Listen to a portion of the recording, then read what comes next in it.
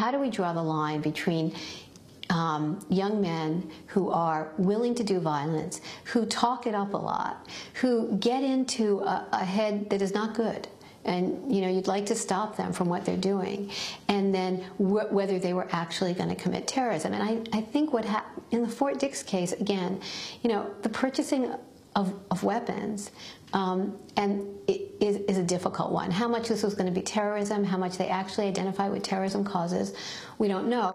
James Weddick believes it's a waste of taxpayer dollars for the FBI to be investigating terrorist plots it helped create, whether in Fort Dix, Albany, or Newburgh. It's my opinion that while the Bureau busies itself with these nonsense cases, they could have been expending these resources catching real bad guys. And that's the problem.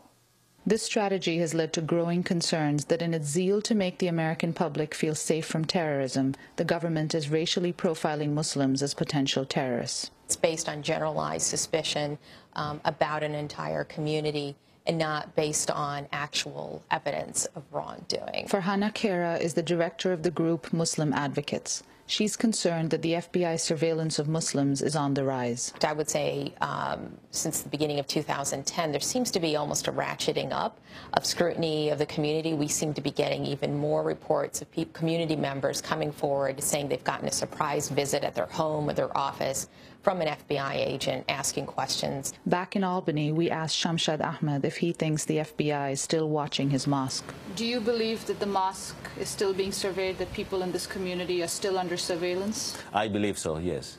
I believe so. I still see some people about whom I have doubts. And I know certain peoples are being used by FBI. Some of them they said that they refused, but I suspect that they refused in the beginning, but ultimately they have to accept that offer. We are not taking it lightly. We don't consider that FBI has become all of a sudden angel. Reality is there that we feel that they have not changed. The Imam at Newburgh agrees that the Muslim community is still being watched and infiltrated. But next time, he says, they're not going to be quiet if an informant comes in. This time, that if we do suspect someone, we're telling. We're not going to allow some individuals to get caught in a web again, because we believe that had we said something this time, that those 4 men would still be in the backyard somewhere. They would just be right out there, frustrated, broke, just feeling miserable and just talking. At least that person, the agent provocateur, would have had to go somewhere else, because they would have probably told him that his cover was blown. What do we want? Justice!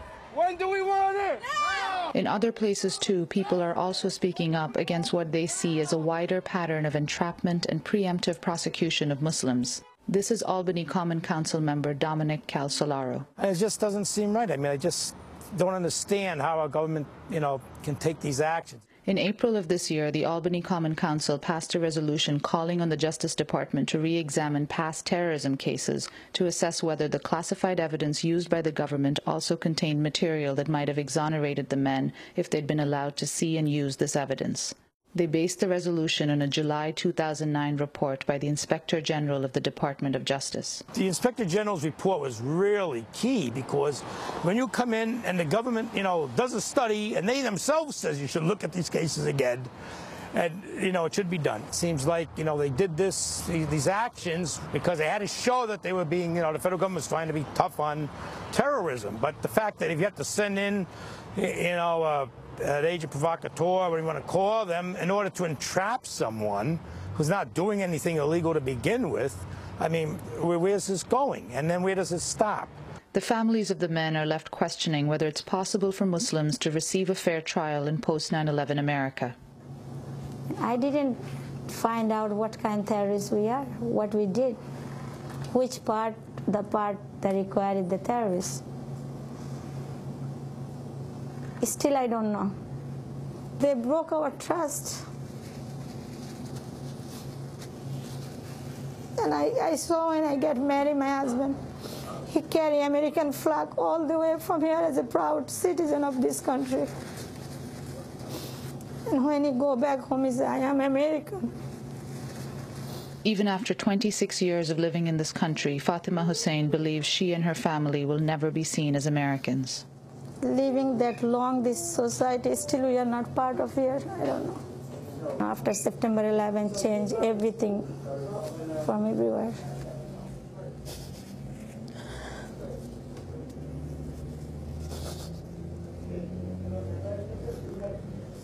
Farrick Duca, the father of the three Duca brothers, says his faith in the American justice system has been shattered. I'm surprised in the justice of this country. I came here because I believed in American justice, and American freedom, and American democracy. I'm upset and disturbed. How could this happen to America? Muslims, they don't raise in their voices because they are scared. Everybody thinks, who's going to be next? Because they can see they're convicting people with no facts. They are good fabricators. They are professionals of making up things. I lost 3 sons, and I'm losing everything else. They destroyed me. It's not justice no more here for Muslims.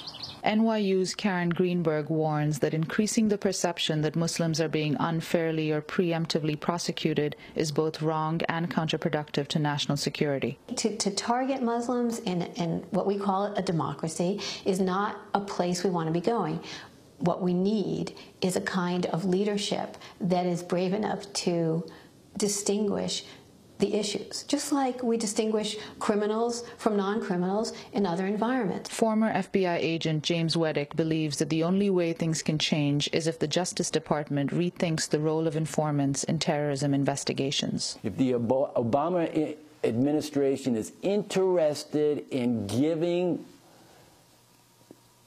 desperate people a fair shake, he's got to make the Justice Department look at this issue involving informants and do something.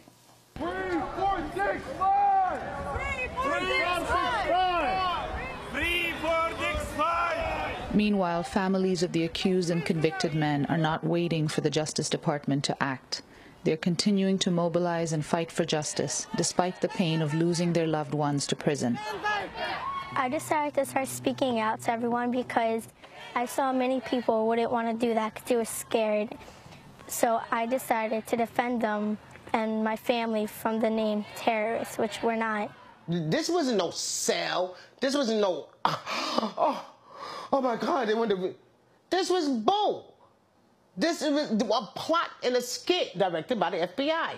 You know, we was the extras and we didn't get paid. Thank you very much. You know, but you're going to use a family, you think nobody wasn't going to speak up? Now one person speaking up, people telling me what my government can do to me, then bring it. Do what you want to do. But we coming together for justice. We're fighting for justice. For Democracy Now!, this is Anjali Kamath and Jackie Suin. Special thanks to Hani Massoud, Petra Bartosiewicz, John Hamilton, Nicole Salazar, Aisha Huda, and Project Salam. What do we want? Justice! When do we want it? Now! What do we want? This is Democracy Now!, democracynow.org, The War and Peace Report. When we come back, Democracy Now!'s Anjali Kamath will join us. Stay with us.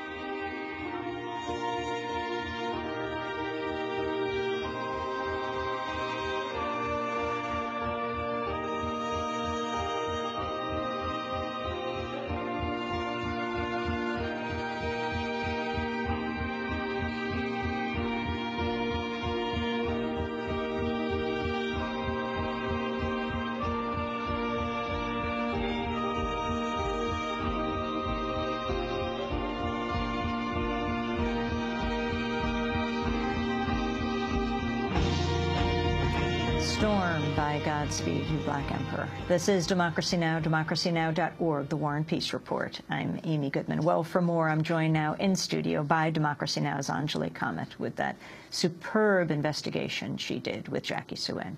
We're also joined by independent journalist Petra Bartsievich. She's the forthcoming author of a book on terrorism.